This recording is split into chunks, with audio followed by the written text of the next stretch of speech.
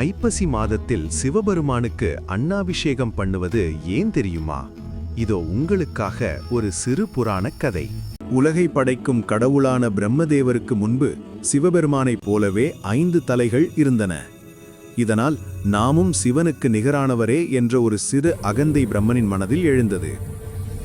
பிரம்மனின் இந்த அகந்தையை போக்க திருவுளம் கொண்ட சிவபெருமான் ஒரு நாள் பிரம்மனின் 5 தலைகளில் ஒன்றை தன் கையால் கொய்தார்.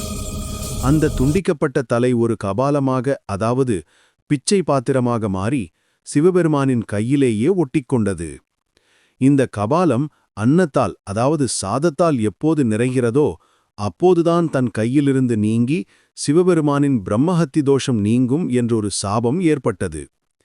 இதன் காரணமாக சிவபெருமான் பிச்சை பாத்திரம் ஏந்தி பல இடங்களுக்குச் சென்றார். எங்கும் அந்த கபாலம் அன்னத்தால் நிறையவில்லை. கடைசியில் சிவபெருமான் காசிக்கு, அதாவது வாரணாசிக்கு சென்றார். அங்கே உலகத்து உயிர்களுக்கெல்லாம் அன்னமளிக்கும் அன்னபூரணி தேவி அந்த கபாலத்தில் அன்னமிட்டாள். அன்னபூரணியின் அன்பினால் அந்த கபாலம் அன்னத்தால் நிரம்பியது. அப்போதுதான் அந்த கபாலம் சிவபெருமானின் கையை விட்டு நீங்கி அவரது பிரம்மஹத்தி தோஷமும் நீங்கியது. அன்னபூரணி தேவி சிவபெருமானுக்கு அன்னமிட்ட அந்த புண்ணிய திருநாளே ஐப்பசி மாத பௌர்ணமி நாள் ஆகும்.